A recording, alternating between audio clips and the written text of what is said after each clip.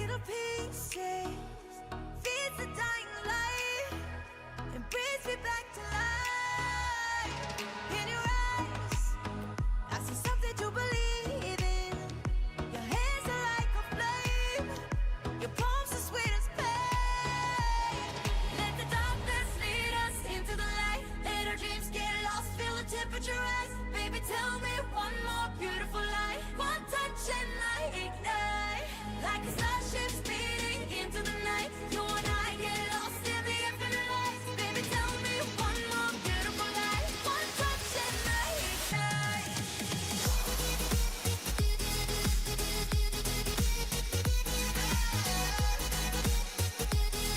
One touch and I ignite.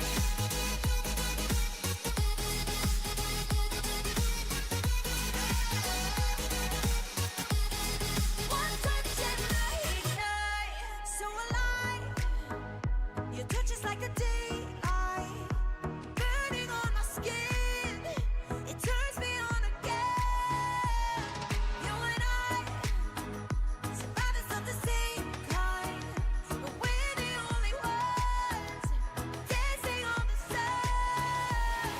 Let the darkness lead us into the light. Let our dreams get lost, feel the temperature rise. Baby, tell me one more beautiful lie. One touch and I ignite, like a starship speeding into the night. You and I get lost in the infinite light. Baby, tell me one more beautiful lie. One touch and I ignite.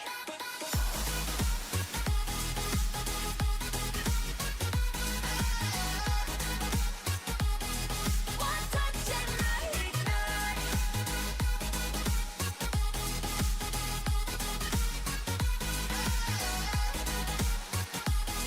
One touch and I ignite. Diamonds are forever, but all we need is just tonight. A monumental tremors that can freeze the speed of light. Just like particles that's falling from heaven, all over the stars. Hear you calling for me. Hear you calling me home from me. Let the darkness lead us into the light. Let our dreams get lost, feel the temperature rise. Baby, tell me one more beautiful lie. One touch and I ignite. I feel the heat as we collide, like a fever that feels alright. So baby, tell me one more beautiful lie. One touch and I ignite.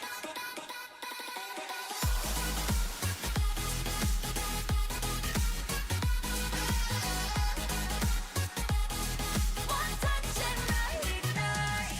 One touch and I ignite. One touch and I ignite. One touch and I ignite. One touch and I ignite.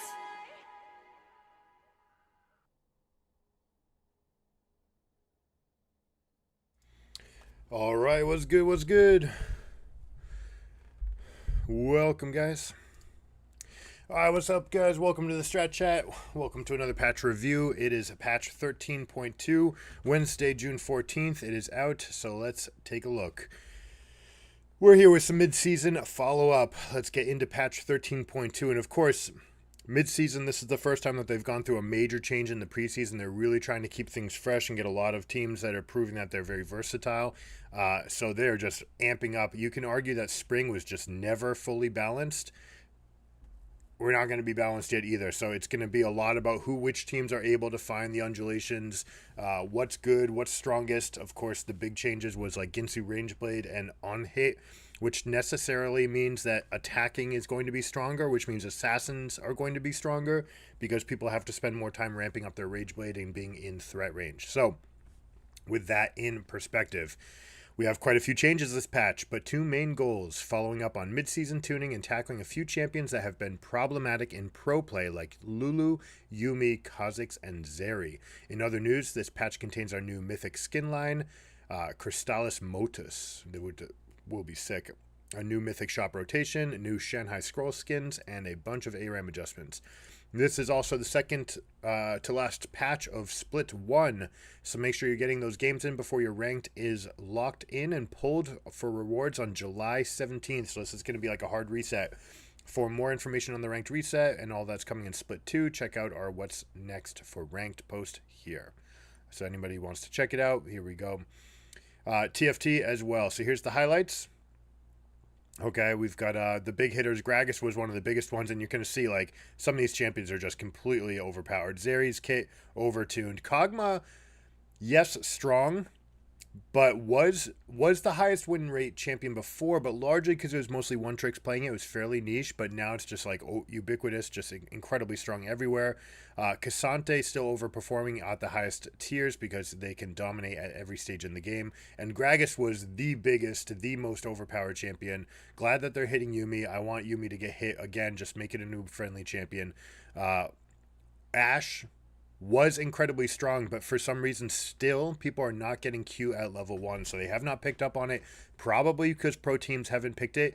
If you're going to like give up the meta bot laners in a draft, you can easily get Ashe right now in pro play and just crush your lane. Level 1, literally insane damage, lethal tempo plus Q, it just rips through anybody. Super high damage. It's good to see that. So let's get into the actual numbers behind everything. Ashe, passive bonus damage increased, W damage increased, R damage increased. Ashe has been chilling at a pretty weak spot after the mid-season update because people aren't doing it right when compared to other marksmen and supports. So let's look at all the changes. The bonus damage from Frost Shot is going up 5%. The volley is going up 10 flat. And the Enchanted Crystal Arrow is getting 20% AP. This doesn't really matter, although if you are going the Ginsu's Rageblade build, which is viable, it's going to give you a nice little hit right here. Just a tiny little nudge in the direction. But really, this isn't really a buff. They're trying to show that, you know, at what point, they're trying to find out what's the breaking point where Nashor's Tooth Ginsu's Rageblade is too good. Because it's going to take people a long time to get onto it. The build-up is awful. It's so bad. Nashor's Tooth is better to build than it's ever been, but if you're a bot laner, like the reduction in damage the moment you buy an AP item is so drastic that this is why there's always issues with this, right? And they keep on throwing AP scaling. There might be a world someday soon where buying Nashor's Tooth is going to be worth it. We'll talk about that later with Kai'Sa. And yeah, that's, you know, they just keep on throwing these numbers in.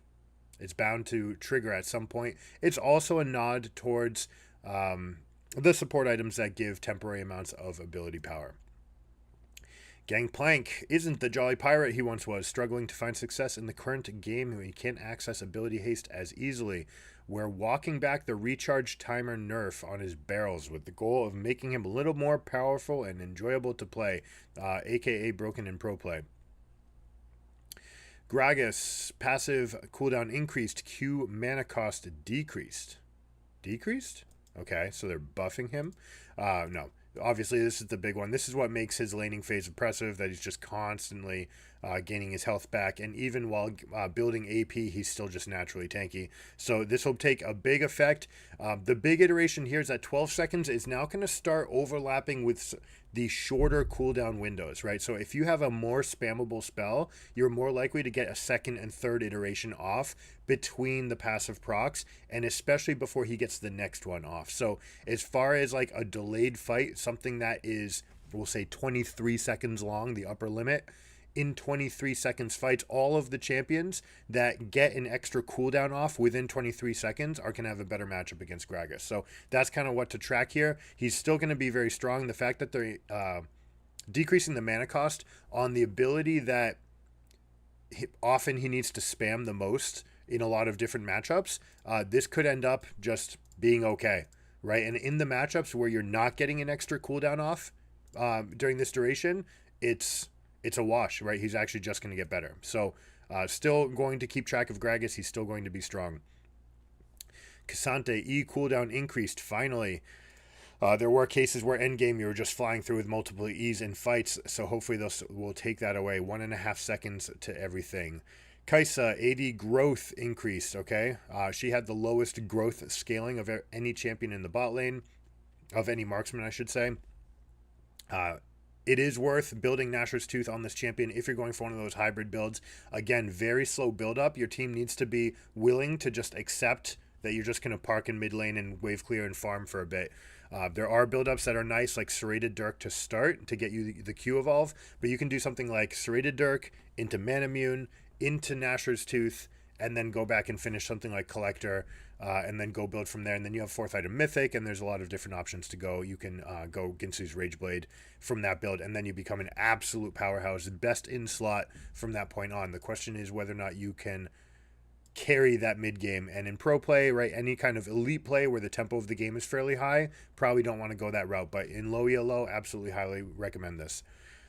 Kha'Zix base AD decreased. This is what they do to champions when they just want to peg it down. They don't know what to change about it. They don't want to change identity. They just need to say, hey, deal 10,000 damage less per game. Here you go. So that will bring Kha'Zix out of the limelight. W base damage decreased. I wish they took away something else. It looks like they've been trying to support mid lane Kog'Maw for a while with many buffs, many to the mana costs and the cooldowns and the damage to his E in particular. I wish they just walked back one of those, because it's still viable to just go WQ, right? You skip E entirely. The mana cost is low enough that it's fine to go down, but again, like the spikes from the extra attack speed are really nice. This will be a pretty big hit, all right? So an extra 0.5% early. The AP is not changing, and it's really 0.5% at all levels. So they're just trying to take like, hey, let's not take you too far down. It's just going to be when you're hot, you're not going to be as hot. But this champion's still going to be quite strong. Still pick it. Lucian, passive damage decreased. Activation conditions adjusted. So let's take a quick read on this. The AD scaling. So vigilance damage down by 4 and 5% of your AD. That's a pretty big knock. This is probably going to push Lucian out completely. Just that by itself. Activation conditions. Let's see if these come back. When Lucian is empowered by another ally, his next 2 basic attacks will deal bonus damage. That's changing to when Lucian is healed or shielded by an ally, or when nearby enemy champion is immobilized. Okay, so that's what they're doing. They're saying when he's empowered, right, or if someone's immobilized, his next 2 damages. So that's why they had to take something away. They wanted to give something back. I'm surprised they did this, but basically, I hate this because the enchanters, he was supposed to be strong with enchanters. Traditionally, right, for 10 years, he was better with Nautilus types.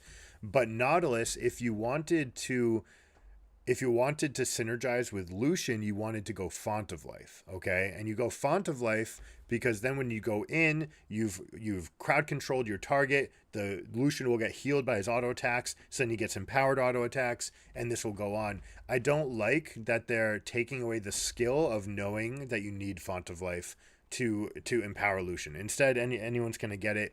It's meh. The fact that they're opening up other pairings with champions like Leona and Amumu and Nautilus in particular, and Rel as well, who's going to be seen later.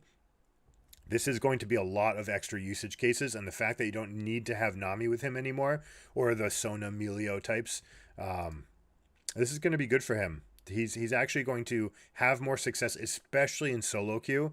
In pro play, his dominance is going to go down because the number is just lower, right? And that's what they're penalizing, and they know. So this is a nerf in pro, but a buff in low ELO. Lulu, base armor decreased. This is, again, one of those things that they want to do when they just want to pronounce a weakness. Early laning phase, you'll be able to punish this. Magic damage is going down significantly, 6 damage. This is a lot, right? Especially when you talk about all the extra instances that you can get from help picks. The shield value also taking a hit. Shield value getting buffed by 5 per level. All right, 0 at level 1. This is the spell that you're often maxing, so this will be a nice little touch. So they're taking away a little bit of the laning phase power, giving it back at level 7 and 9, where you can get some of that damage back. But the hit's going to be here. Melio, OP.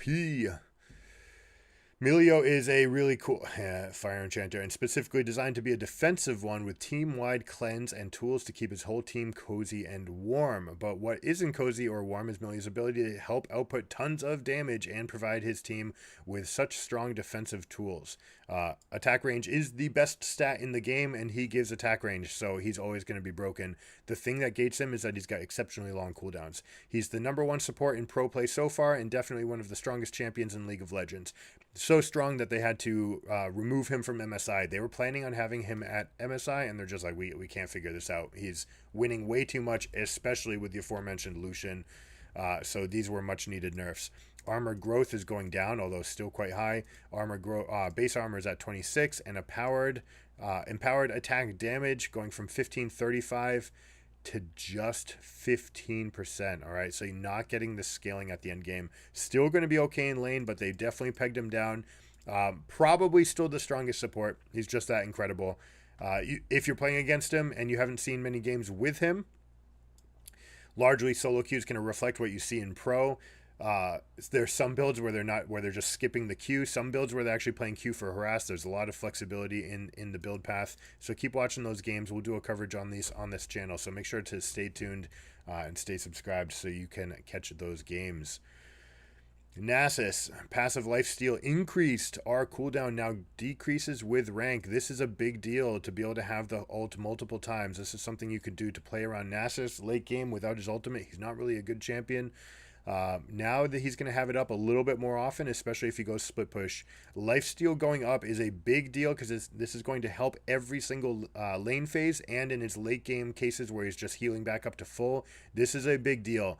Nasus will be a tank eater in the top lane, so keep an eye on this. Probably still just counter pick, like severe counter pick to something like Maokai up in the top lane. Cassante will still have enough tools to beat him up, and we're going to see Volibear start coming back up the ranks too, also going to have an impressive lane phase, especially around level 5 to 9.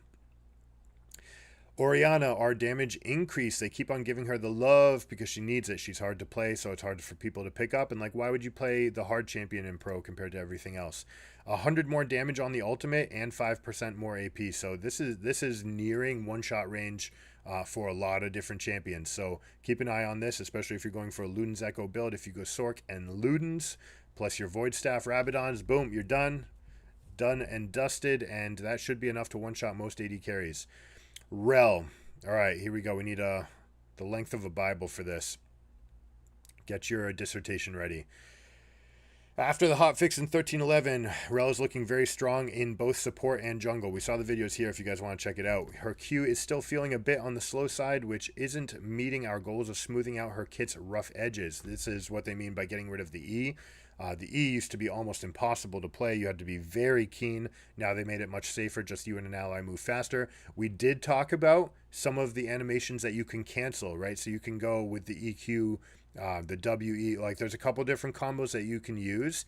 I do like that they have those in the game, but that's going to create a huge rift with like how players play this champion in pro versus how they play it in low ELO. And since she was the actual least played champion in the entire game, there's a lot of catching up to do, and people aren't going to know. They're not going to have ingrained these things. So if you're picking up Rel, she's still going to be strong.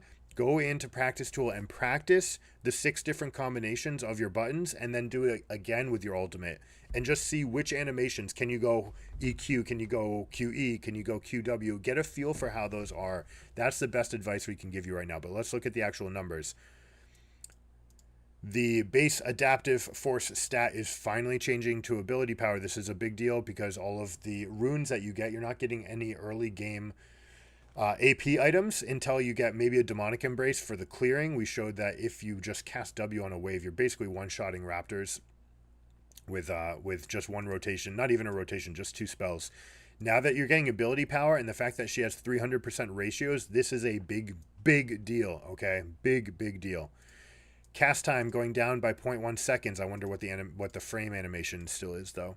Magic damage is going down by 10. Okay, but they gave it back to you here. AP ratio staying the same.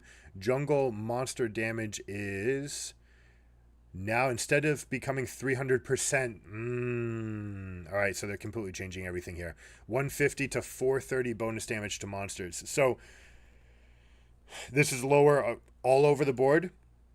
This is going to be a problem. Not a problem, but late game clear is not going to be so automatic anymore. Before, it was just literally show up to the camp, clear, boom, next one. Just rinse, repeat. Actual insane clear speeds are going to go down. Ferromancy Crash Down is losing 10 at all ranks. Jungle monster damage getting the same treatment, okay? 125 rather than 300%. All of the spells are getting this same treatment, all right? So you're still going to want to use the combos on these. Interestingly enough, they're not giving as much bonus damage to mount up. Let's check full tilt. The magic damage is going down by 10. Wow, they really felt the need to gut this champion. Whoa, 10 and 5 per level. And 3% of and 1% of the target's maximum health are all going down. Whew. Whew.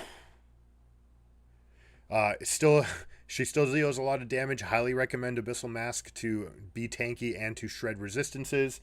And this is still going to be enough where you can play some aggressive builds. It's even a lot of fun to try building things like Shirelia's or especially the Rocket Belt. If you haven't tried it, go into a Norms game, have some fun playing Rocket Belt Rel in the jungle. She deals so much damage.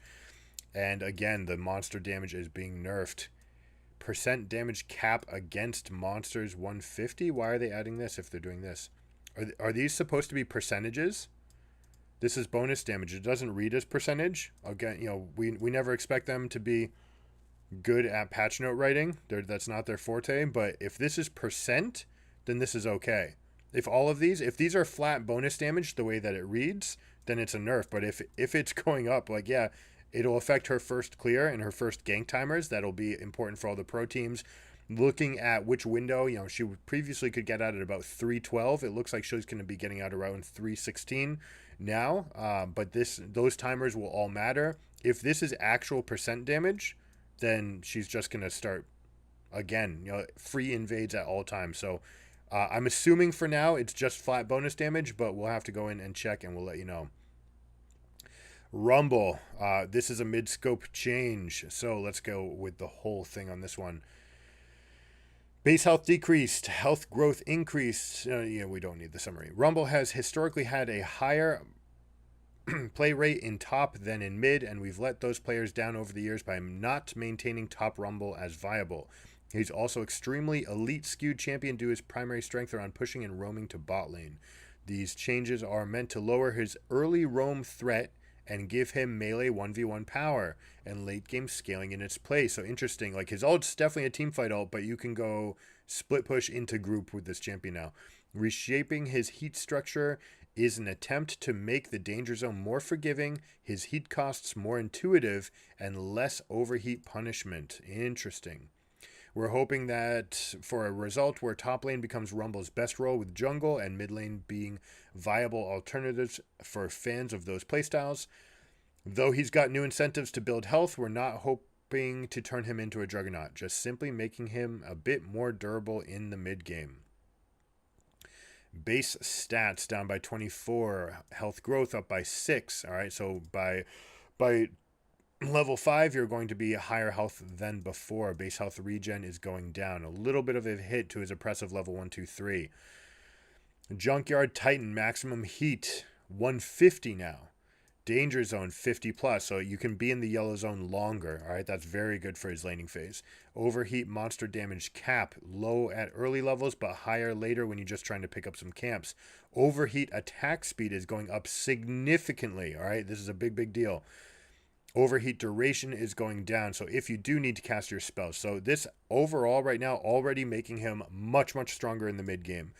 Q Flame Spitter. Magic damage going down by 45.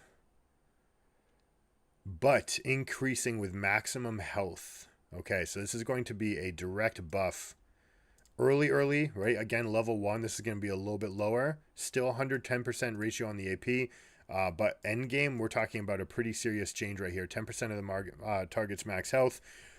That's an extra like 300 damage against tanks. All right, so when you're going into those tanks, you should be able to rip them apart. Plus the fact that the E has the extra magic pen now.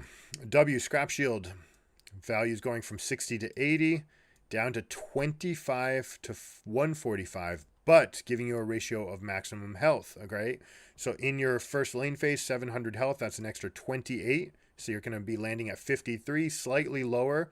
But as you go into the maximum ranks, this number is going to be very high. This also probably means that you're going to put points into your W second right now, just as it's scoped. 25% AP, the ratio is going down, but maximum health. Basically, Demonic Embrace is what this screams. This just screams Demonic Embrace and Abyssal Mask as a combination. Electro Harpoon mana generated going up by 20, so it's a little bit easier to get to that middle ground. And the Equalizer cooldown is going up at rank 1, so you're not going to get those double roams off to bot as often, and it's cooling down to 80 later. Okay, big changes. This is going to have notable impact for metagame, right? The fact that Rumble is going to exist now and be another tank shredder, something that can rip through and also have team fights. For example, this will be a hard counter to Malphite, okay? Basically, you want to show up to a fight second. Malphite ults in, they converge, they dogpile, and you rip your ult through them, and you swing the tide of the fight. And on top of that, you're going to absolutely annihilate the 1v1. So this is going to be very good for Rumble into tanks.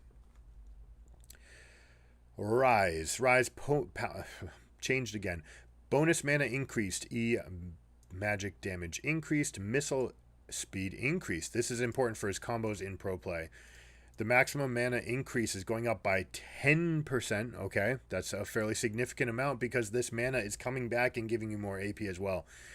Magic damage on the Spell Flux is gaining 5% to the ratio, a little bit of help to the endgame carry, and the missile speed is going faster, which again is just at the very, very highest levels of play. I don't think it should change any iterations. You might be able to get QE off now as a combo.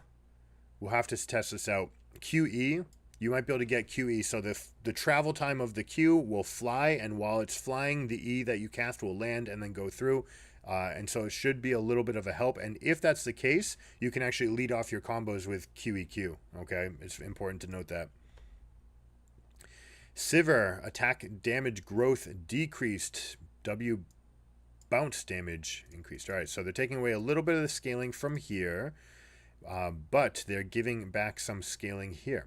Okay, this is going to be a net equal, a little bit good for her late game. Sivir's still sitting a bit weaker than her marksman peers, so we're looking to revert some previous AD ratio buffs to her Ricochet now that she has the space for more power to be added to her kit. All right, so you're still going to want to be going Essence Reaver. She still wants to get Serrated Dirk first, and once you have those two core items, then you can start building into the rest of the damage as it's appropriate. The new Bloodthirster changes are really important for Sivir as well, just giving her that big damage increase. So you're still going to want to go overheal with Bloodthirster, and then just get that extra stack, that extra shield to go into the fight, extra damage to come, and then you can go with Mythic, something like Infinity Edge, or usually Gale Force after that. Gale Force also has a lot of bonuses early game, so there's going to be some situations in Pro where they really, really want the burst from Gale Force and the ability to escape, but in your average solo queue games, Essence Reaver is still going to be better.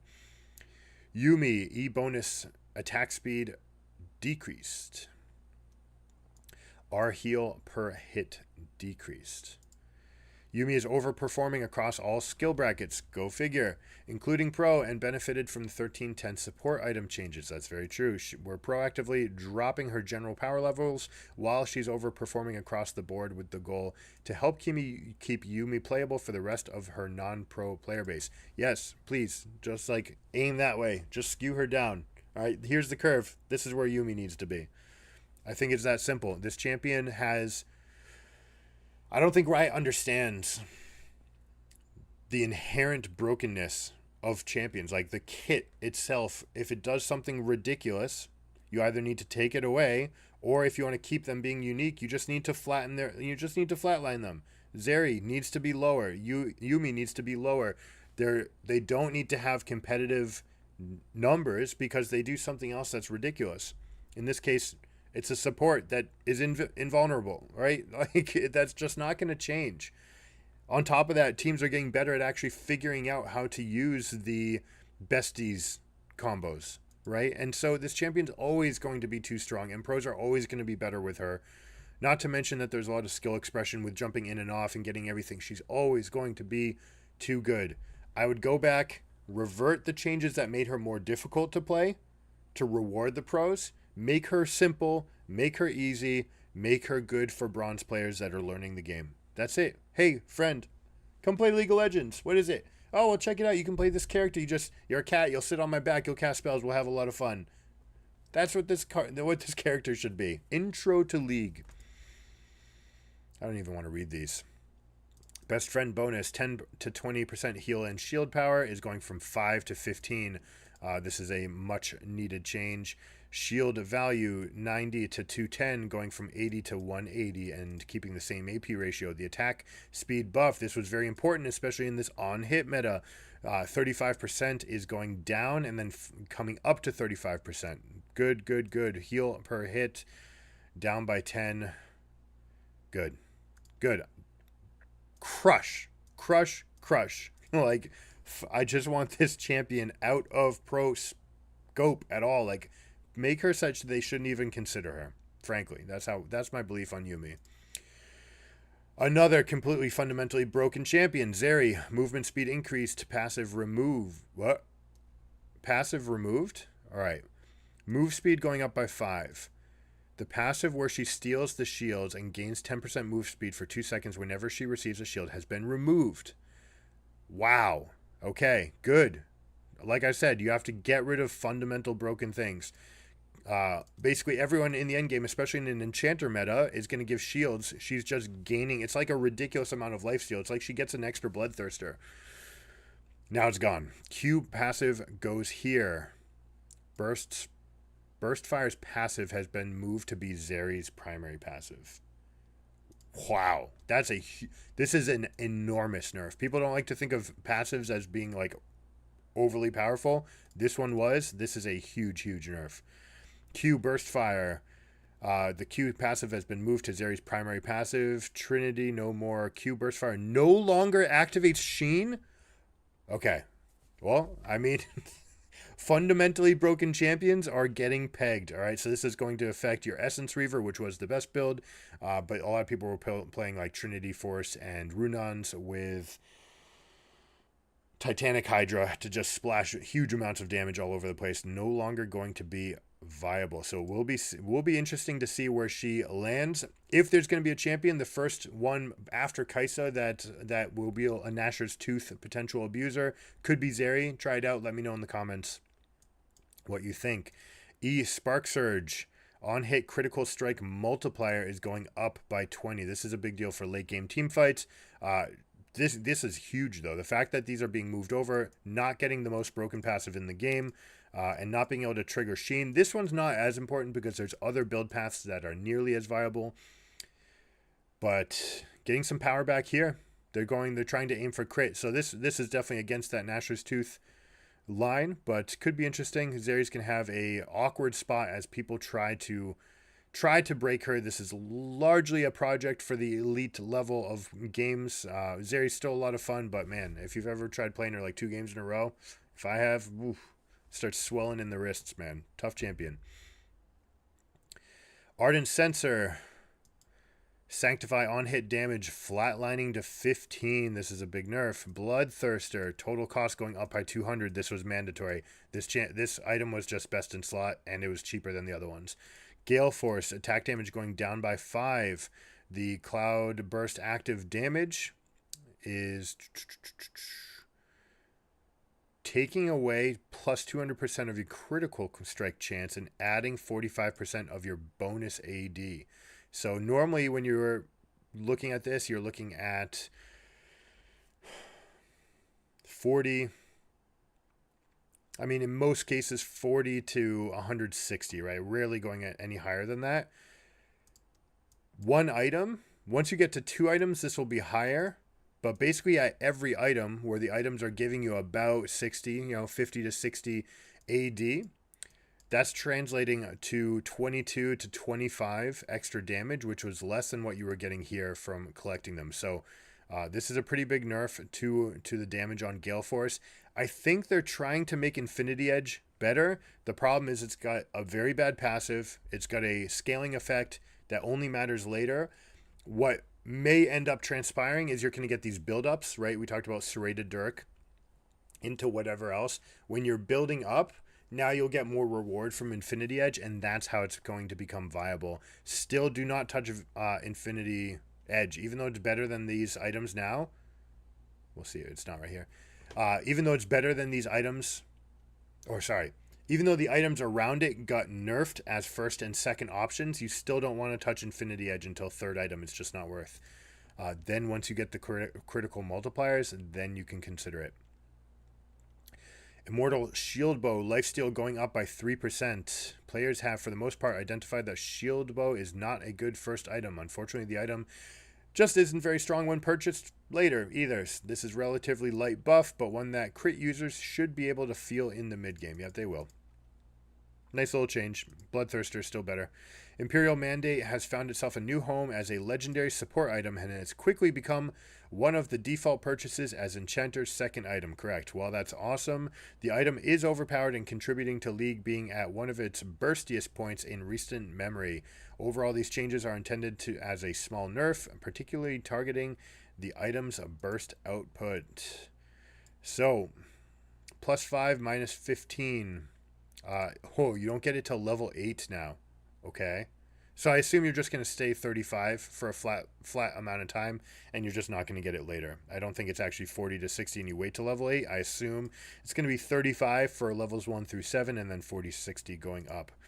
Again, please, Riot, get better at writing patch notes. Coordinated fire proc 70 to 50 is becoming 80 to 120. Again, hitting the scaling. Coordinated fire movement speed is going up. So the move speed will be nice.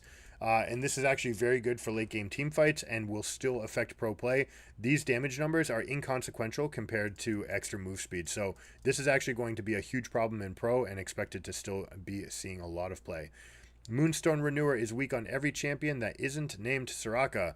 We're changing the formula, that's correct, to always give the values that allies of level 14 plus were getting in most cases. This typically ends up augmenting the value of heals and shield by about 5% per cast and giving shields more leniency due to them feeling less disruptive.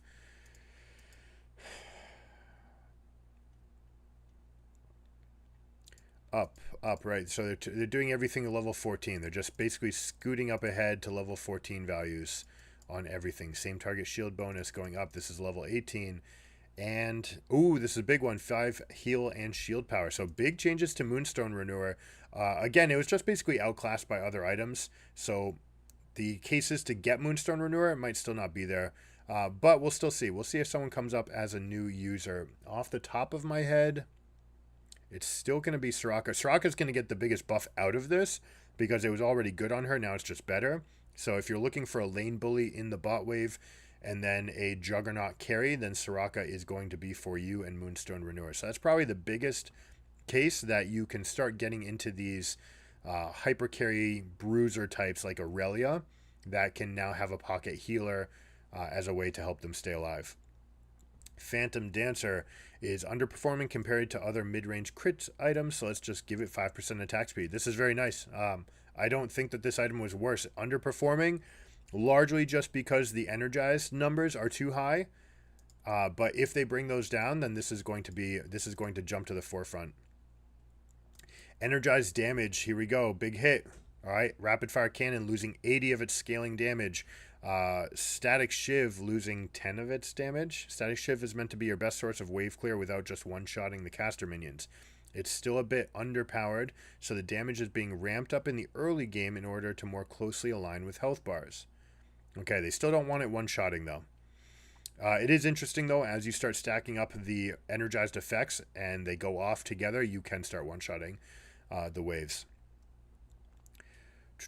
Also important to note that these items have incredible AP scaling. If you're still building Lichbane, there's a strong chance that you're doing it wrong. There's a lot of characters that actually want to use these items because they have the same 50% scaling that the Lichbane does on AP, plus they have all the extra damage sources. So depending on what your champion is and what they do, make sure that you consider these. Rune's Overheal was meant as an avenue for disenfranchised AD carry players to opt into more durability for the games where they needed it. In reality, most players don't typically mess with their rune pages, but pros sure do. Moving Overheal back to maximum health ratio will open its users up to self-sustaining fighters and tanks while nerfing it from marksmen. Good. This is a good change. Technically, Aphelios gets more shielding levels 1 through 5. This will help his lane phase a lot, but this is overall a significant nerf otherwise. Meanwhile, it's substantially stronger for high health champions like fighters, okay? Overheal, overall, this is still the strongest or second strongest Overheal has ever been.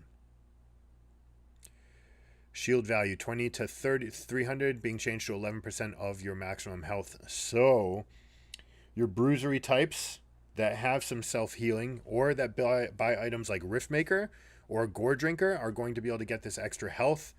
I'm trying to think which cases. It's someone that wants to be alive. Triumph. I mean, it's basically just going to be better than Triumph in most cases in Pro, because getting the flat extra health at the beginning of your cycle is much better than trying to get a Triumph proc off. In Pro, a lot of these fights aren't being dictated by Triumph heals. It's really just who dies first. That's enough. That's it. You need to get that first base chunk of health up for yourself. So what other uses? I mean, I'm definitely going to be using it on Volibear. Going to try it out with Riftmaker. It also has synergy with Shield Bash. So if you're one of those champions that can abuse these synergies, absolutely go for it and try it out. Systems, mid lane gold. Ooh, a fair bit ago, we nerfed mid lane gold to reduce mid lane agency at early points in the game. While this was successful, the risk of nerfing mid lane mages over roamers has indeed become a reality. Yep. And placed mages in a not so great position. This is certainly not the only issue with mages, but one that we think we can mitigate now. Absolutely. Here comes the money. Mid lane minions are worth 1 less gold before 14. They're worth the same amount. Minion equality has been achieved. Okay, this is just a huge buff to the lane. This is good. I will say, anecdotally, for the first time, or an allegory, for the first time ever, queued Phil, I got queued in mid lane. It happened. Just a note to why this is happening, right? Mid lane numbers are going down. It's risky to play mages. Why would you ever play mages, etc., etc., etc.?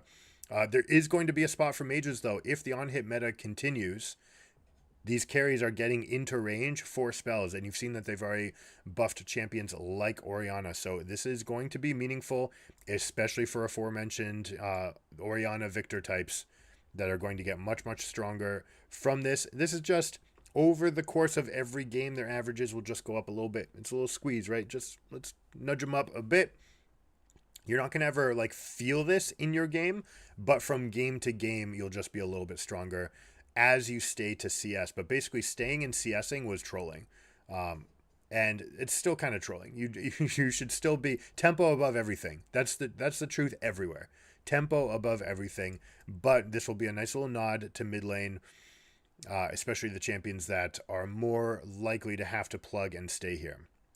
Red buff is way more prevalent now that buff sharing exists. Due to this, we'll need to bring its power level down a tad by reducing its late game damage output. Good, we talked about this. And retaining its slow and regeneration properties. This was most notable in carry junglers that now we're able to just keep taking red and sharing it with the marksman, whereas previously you were giving it to the marksman. Champions like Rengar that absolutely loved having the extra slow and the regeneration, everything about it. This will be a hit towards them, so it's a very needed change. 6+4 per level. So we're going to get this base damage, right? So you're reducing it pretty significantly here. Slow amount halved for ranged champions. This is a big deal, and the base number is going down. That's a huge nerf. And health regeneration going down by a significant amount here as well. So big changes. Red buff was carrying games. This was an important step. If you weren't getting red buff, it's still good enough to take a moment. Take a moment with your team. Go get 2 red buffs before you go out for your fight. It really is game changing to have these values. So keep that in mind. ARAM adjustments, don't really care. Themed Clash should be a lot of fun if you guys want to do Clash training. Better time than ever. We're doing some summer deals, and especially I appreciate you guys hanging out this long in this video with me, so I want to show my appreciation back to you. Everyone can get their first lesson for free. That's right, absolutely completely free. Just go to gigagamingacademy.com, sign up, get your friends. You can do a lesson, group lesson, individual. There's free consultations and everything. So check it out. Lower deals, lower summer rates. And especially if you're the parent of a kiddo, get them signed up for the academy and we'll get your kid a scholarship. All of these things, check them out on the website, gigagamingacademy.com. Mythic Shop is changing. We're going to have a huge boon. Like, look at all these prestige skins coming in, Hextech skins, and we're going to have the new Chroma Crystallis Modus skins and a couple of shops coming out. You'll have one day, so if you're seeing this on Wednesday and maybe up to Thursday, you should be able to still get these skins. But if you haven't, last chance to do it before they rotate out. Bug fixes. Let's do a quick scan.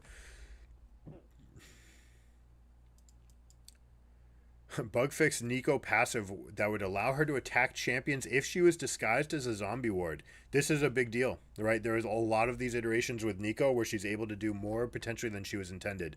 Fixed a bug where Rel's critical strike VFX would not line up. That's okay. Don't really care about VFX changes. WNE would sometimes not function correctly when she was affected by CC. We did notice this on stream. Fixed a bug where Rel's Q ability would switch directions after using flash. Ooh, I mean, a bug. I guarantee you pro teams know about this, and this is a way to kind of like change facing of direction, and you can change it, so this is a major change for pro. Fixed a bug where multiple visual issues would occur during Rel's spawn animation if she spawned as dismounted. She should never spawn dismounted. She should always be remounted.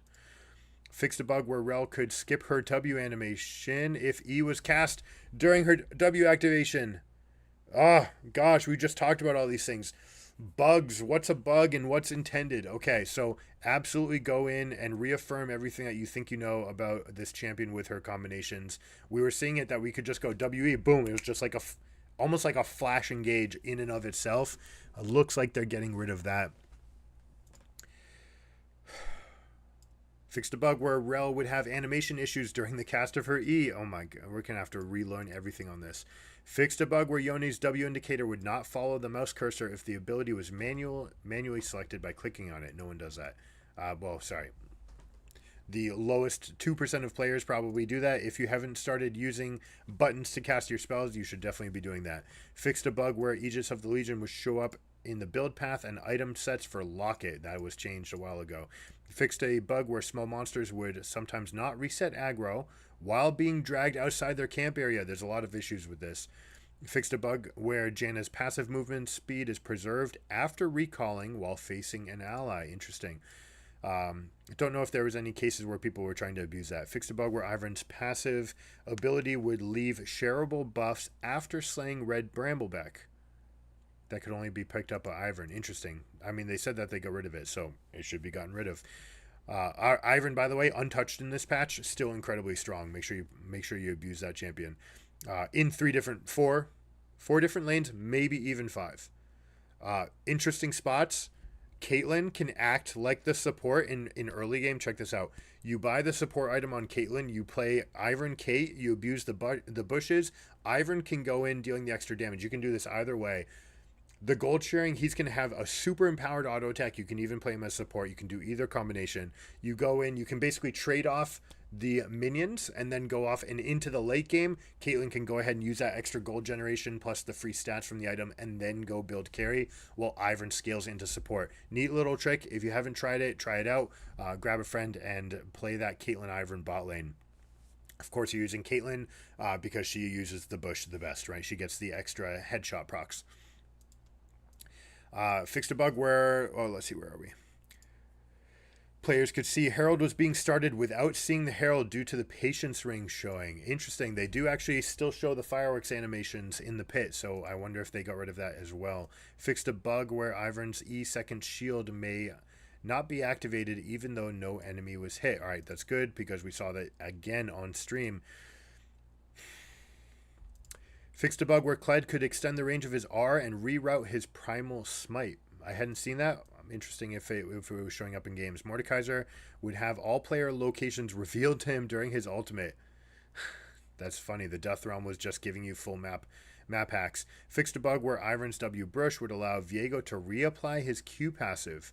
Interesting. I wonder, it should still apply for like Akshan. We'll see about others. We've added a slider to repeatedly purchasable items, key fragments, and blue essence finally to the shop, so you don't need to go, I buy one, I buy one, I buy one. No, let me just buy them all. I just want to have a little note to Riot, if you're here, if you're watching. I would love a game that didn't have these bugs. I would love a game that's balanced for pro. The more times you change the game, and I understand the philosophy is we want to keep the game interesting for newer players or existing intermediate players, we'll say, to keep them coming back. Changing the game is bad for new players. It's bad for returning players. Okay? It's bad for pro play. It's bad for patching out bugs because you keep on creating new ones. So you have to weigh the one good thing of keeping it fresh for the player base that's already playing a lot versus these four negatives. Can you slow down on the patches, please? I think it will benefit much of your player base. It's better for new players because your friends can explain to them how the ability works and with confidence, not have the iteration be like, wait, I thought you said this would happen. Oh man, this is really frustrating. Let's go play something else. That has happened to me. Okay? That happens in games all the time. It's exhausting to keep track of this. You could write a dissertation on League of Legends, except for you can't, but because by the time you went to publish it, half the shit in it would not be worth anything anymore. It's already been changed. Slow down the patches, please. All right? We don't need to be reading all this all the time. We don't want to look over all these patches all the time. We'd like to have a balanced game with rock, paper, scissors where some things beat other things and different iterations can be strong. You don't need to change it, and especially don't change it based on skin sales and media that's coming out. It's not a good look. I don't think anyone likes the fact that champions were overpowered for a long time because Arcane came out. That's not fun. Arcane was good in and of its own merits. I hope you learned that. I hope you know that. I really hope that that has sunk in. Arcane 2, I'm hoping it's going to be great in and of its own merits. I don't need to have this story where Akali and Shen are stronger in game so that Akali and Shen can be more enticing characters that people want to care about. That's it. That's my ask to Riot. If you're watching this, please thumbs up if you agree and clip this part. And just show Riot. Come on, guys. We can do better. Couple skin bug fixes. Fixed a bug where DRX Kindred's passive did not have different VFX between 0 and 1 passive stacks. Don't care, don't care. These don't matter. Okay, upcoming skins and chromas. Bard skins are always fun. Kog'Maw, what the heck is going in? These Shanghai scrolls, to me, they're very difficult. They all kind of look the same. Tom Kent should be a fun one. I actually like this one, probably the best out of all of them. And let's see. Crystallis, Motus, Liana. Yep. Tarek's BFF. That's what we see right here. Tarek, Leona, bot lane. Anybody? Let me know. Hit me up if you want to hit. I'll play with you. Until then, keep it surreal, guys. Thanks for watching. Peace. Yeehaw.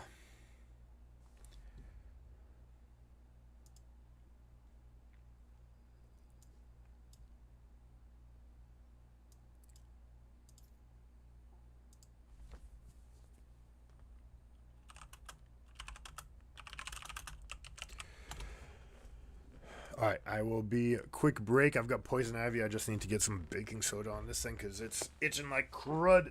So I will be right back.